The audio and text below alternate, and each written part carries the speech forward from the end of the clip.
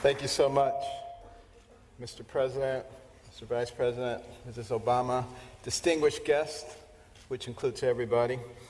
Thank you so much for this wonderful honor to be at the stage again. I was here 16 years ago, and the fact that they've invited me back means that I didn't offend too many people. So that was great. I want to start by reading 4 texts, which will put into context what I'm going to say. Proverbs 11:9. With his mouth, the godless destroys his neighbor, but through knowledge the righteous escape. Proverbs 11:12. A man who lacks judgment derides his neighbor, but a man of understanding holds his tongue. Proverbs 11:25. A generous man will prosper. He who refreshes others will himself be refreshed. And 2 Chronicles 7:14. If my people who are called by my name will humble themselves and pray and seek my face and turn from their wicked ways, then will I hear from heaven and will forgive their sins and heal their land. You know, I have an opportunity to speak in a lot of venues. This is my 4th speech this week. And I have an opportunity to talk to a lot of people. And I've been asking people, what concerns you? What are you most concerned about in terms of the spirituality and the direction of our nation and our world? And I've talked to very prominent Democrats, very prominent Republicans. And I was surprised by the uniformity of their answers. And those have informed my comments this morning. Now, it's not my intention to offend anyone. I have discovered, however, in recent years that it's very difficult to speak to a large group of people these days and not offend someone. And people walk around with their feelings on their shoulders waiting for you to say something. Did you hear that? And they can't hear anything else you say. The PC police are out in force at all times. I remember once I was talking to a group about the difference between a human brain and a dog's brain. And a man got offended. He said, you can't talk about dogs like that. But, you know, people just focus in on that, completely miss the point of what you're saying. And we've reached a point where people are afraid to actually talk about what they want to say because somebody might be offended. People are afraid to say Merry Christmas at Christmas time. It doesn't matter whether the person you're talking to is Jewish or, you know, whether they're any religion. That's a salutation, a greeting of goodwill. We've got to get over this sensitivity, you know, and it keeps people from saying what they really believe. You know, I'm reminded of a very successful young businessman, and he loved to buy his mother these exotic gifts for Mother's Day, and he ran out of ideas, and then he ran across these birds. These birds were cool. You know, they cost $5,000 a piece. They could dance, they could sing, they could talk. He was so excited he bought 2 of them. Sent them to his mother, couldn't wait to call her up on Mother's Day. Mother, what'd you think of those birds? And she said, they was good. He said, no, Mother, you didn't eat those birds. Those birds cost $5,000 a piece. They could dance, they could sing, they could talk. And she said, well, they should have said something. And you know, that's where we end up too if we don't speak up for what we believe. And you know, what we need to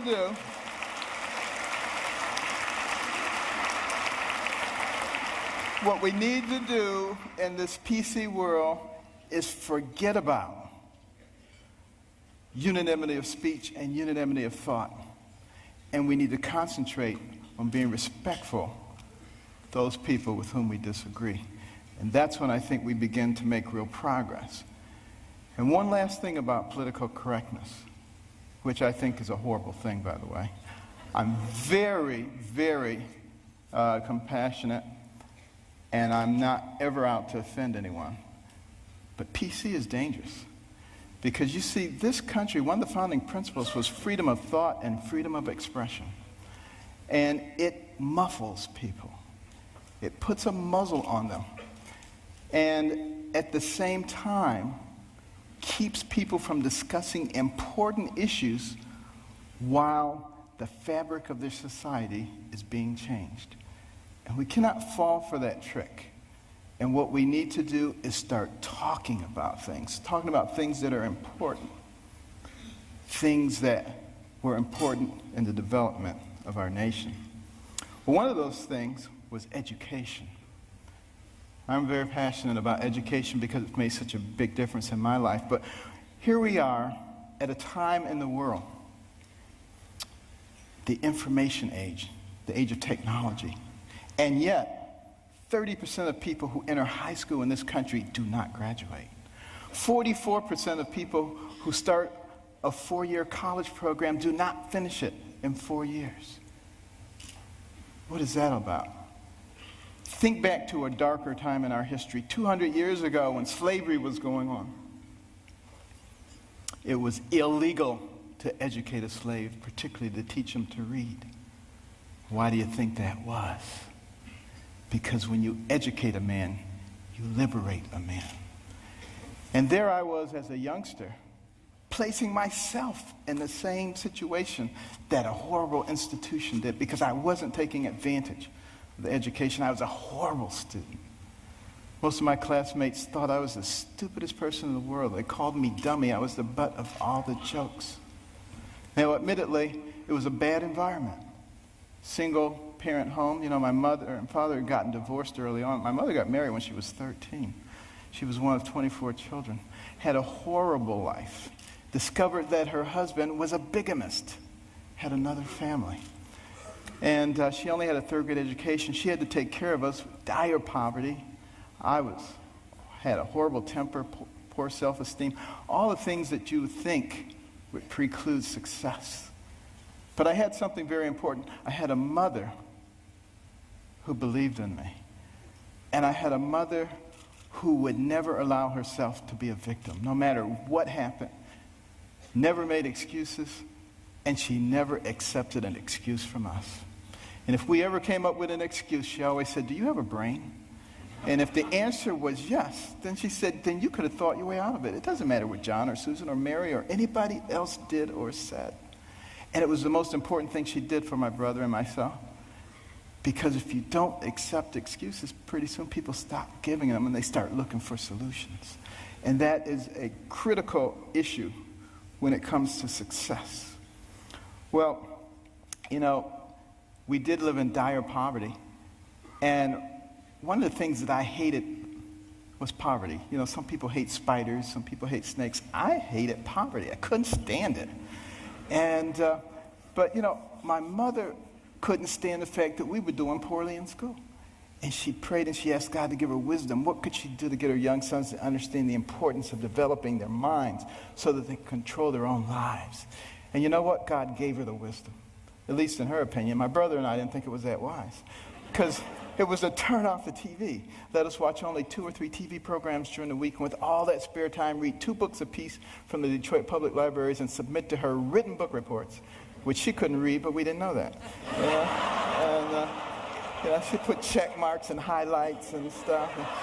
But, you know, I just hated this. And my friends were out having a good time. Her friends would criticize her. They would say, "You can't make boys stay in the house reading books. They'll grow up, they'll hate you." And I would overhear them, and I'd say, "Mother, you know they're right." But she didn't care, you know. But after a while, I actually began to enjoy reading those books.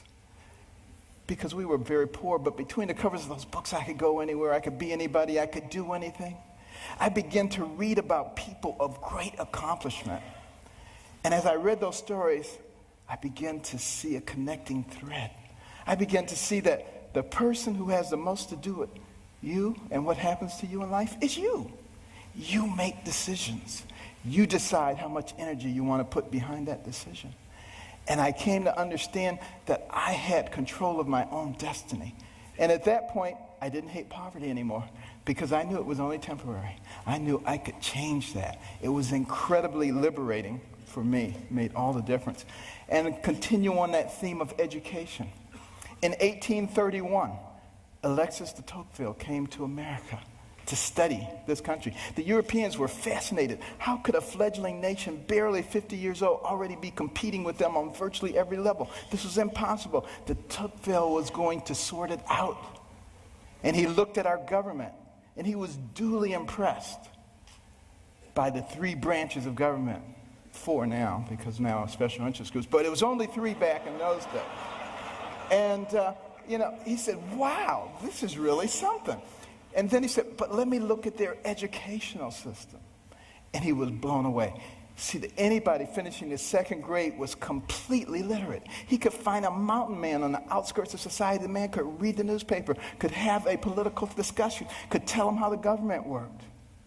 If you really want to be impressed, take a look at the chapter on education in my latest book, America the Beautiful, which I wrote with my wife, came out last year.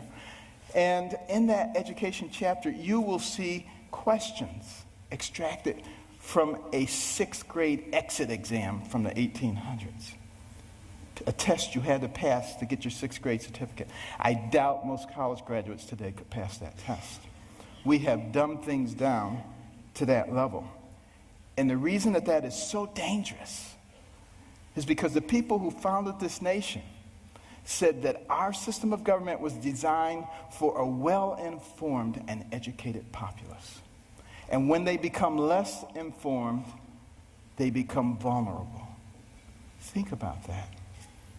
Our system of government, and that's why the education is so vitally important. Now, some people say, you're overblowing it, things aren't that bad. And you're a doctor, a neurosurgeon. Why are you concerned about these things? I've got news for you. 5 doctors signed the Declaration of Independence. Doctors were involved in the framing of the Constitution, the Bill of Rights, a whole bunch of things. It's only been in recent decades that we've extracted ourselves, which I think is a big mistake.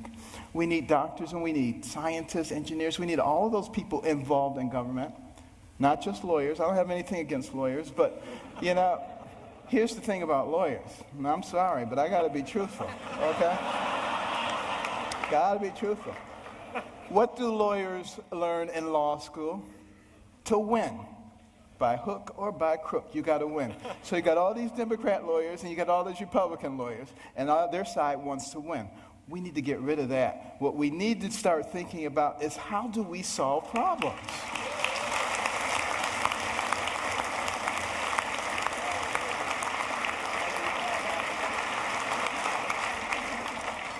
And now, before I get shot, let me finish here. Now, one of the reasons, and I don't like to bring up problems without coming up with solutions.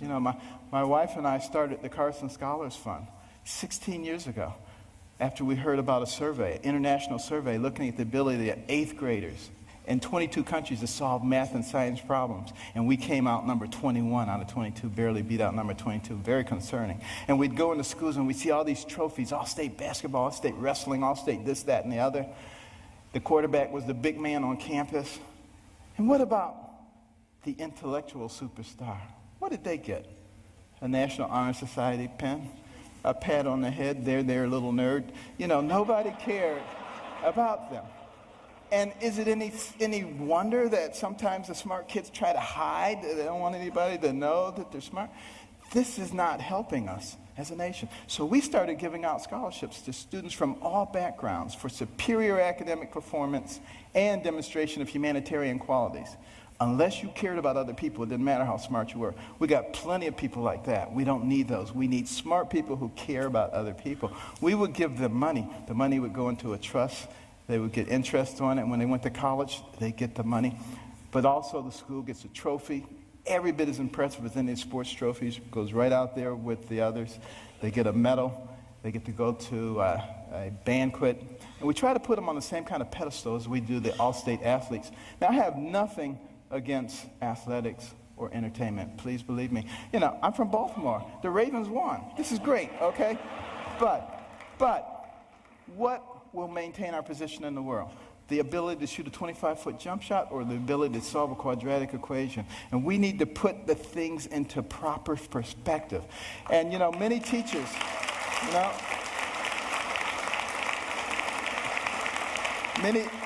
Many teachers have told us when we put a Carson Scholar in their classroom, the GPA of the whole class goes up over the next year.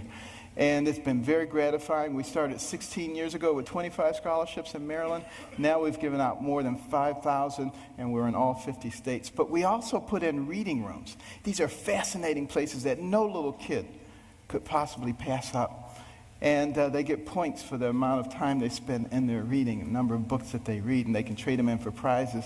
In the beginning, they do it for the prizes, but it doesn't take long before their academic performance begins to improve. And we particularly target Title I schools, where kids come from homes with no books, and they go to schools with no libraries. Those are the ones who drop out. And we need to truncate that process early on, because we can't afford to waste any of those young people. You know, for every one of those people that we keep from going down that path of self-destruction and mediocrity, that's one less person you have to protect yourself and your family from. One less person you have to pay for in the penal or the welfare system. One more tax-paying, productive member of society who may invent a new energy source or come up with a cure for cancer. They're all important to us, and we need every single one of them. It makes a difference.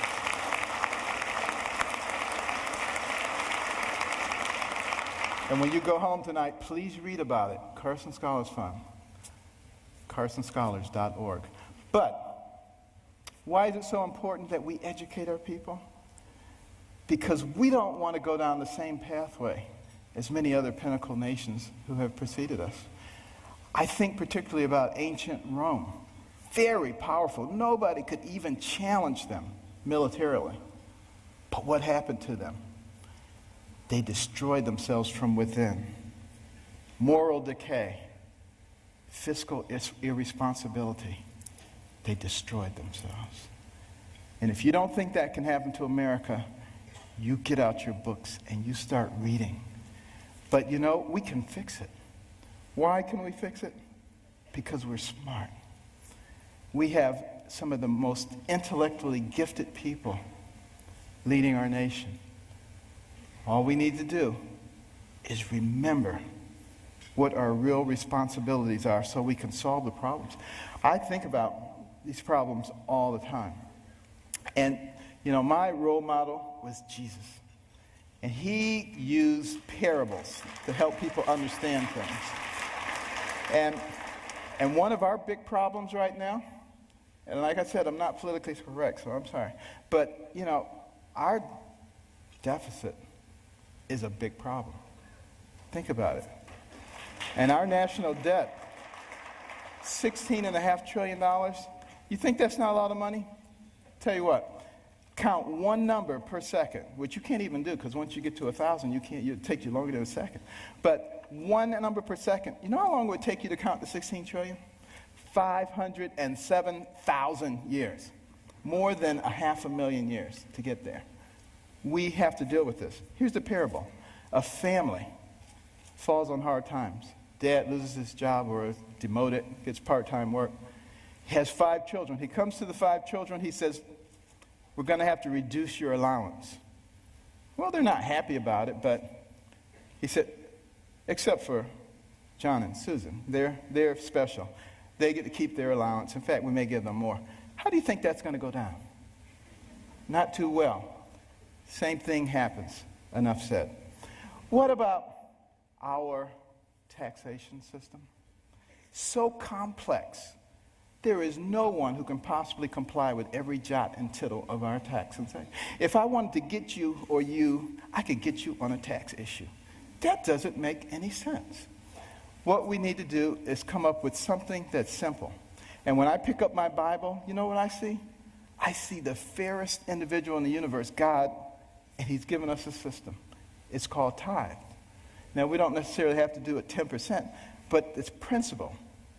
He didn't say, if your crops fail, don't give me any tithes. He didn't say, if you have a bumper crop, give me triple tithes. So there must be something inherently fair about proportionality. You make $10 billion, you put in $1 billion. You make $10, you put in $1. Of course, you got to get rid of the loopholes. But now some people say, well, that's not fair, because it doesn't hurt the guy who made $10 billion as much as the guy who made 10.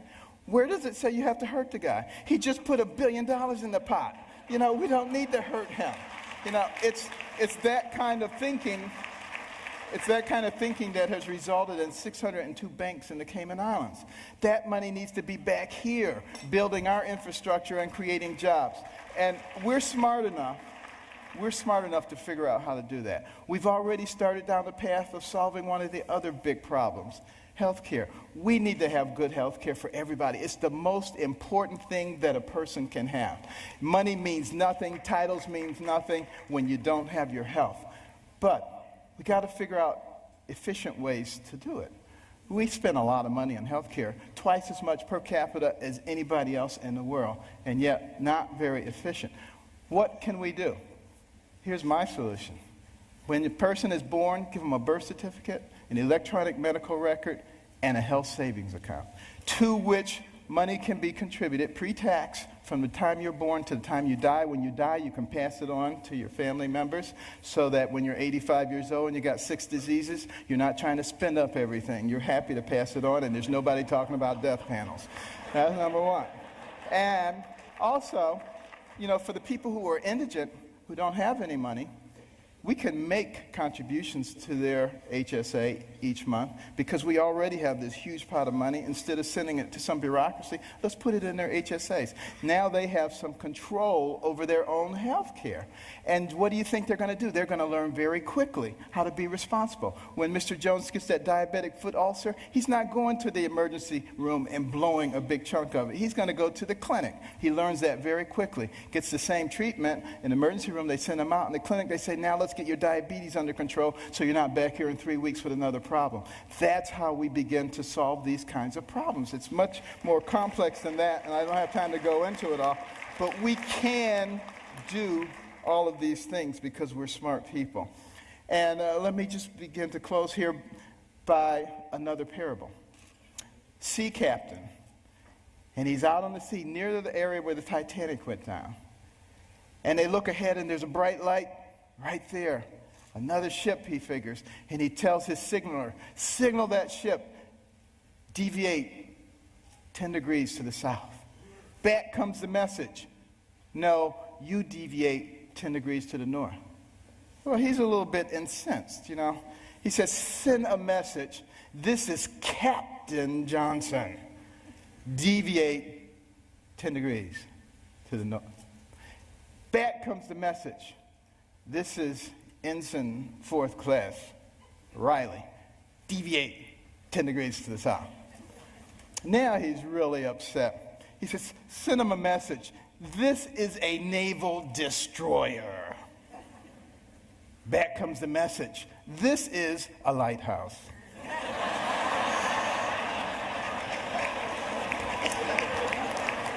Enough said. Now, what about the symbol of our nation?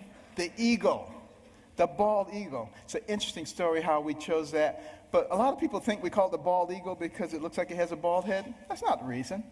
It comes from the Old English word piebald, which means crowned with white. And we just shorten it to bald. Now use that the next time you see somebody who thinks they know everything. You get them on that one. But why is that eagle able to fly high, forward? Because it has 2 wings, a left wing and a right wing. Enough said. And I want to close with this story. 200 years ago, this nation was involved in a war, the War of 1812. The British, who are now our good friends, thought that we were young whippersnappers. It was time for us to become a colony again. They were winning that war, marching up the eastern seaboard, destroying city after city, destroyed Washington, D.C., burned down the White House. Next stop, Baltimore. As they came into the Chesapeake Bay, that armada of ships, warships, as far as the eye could see, it was looking grim. Fort McHenry standing right there. General Armistead, who was in charge of Fort McHenry, had a large American flag commissioned to fly in front of the fort. the admiral in charge of the British fleet was offended. He said, "Take that flag down. You have until dusk to take that flag down. If you don't take it down, we will reduce you to ashes." There was a young amateur poet on board by the name of Francis Scott Key, sent by President Madison to try to obtain the release of an American physician who was being held captive. He overheard the British plans. They were not going to let him off the ship. He mourned as dusk approached. He mourned for his fledgling young nation. And as the sun fell, the bombardment started. Bombs bursting in air, missiles, so much debris. He strained trying to see, was the flag still there? Couldn't see a thing. All night long it continued. At the crack of dawn, he ran out to the banister. He looked, straining his eyes, but all he could see was dust and debris. And then there was a clearing, and he beheld the most beautiful sight he'd ever seen. The torn and tattered stars and stripes still waving. And many historians say that was the turning point in the War of 1812. We went on to win that war and to retain our freedom. And if you'd gone into the grounds of Fort McHenry that day, you would have seen at the base of that flag the bodies of soldiers who took turns propping up that flag. They would not let that flag go down because they believed in what that flag symbolized. And what did it symbolize? One nation under God, indivisible, with liberty and justice for all. Thank you. God bless.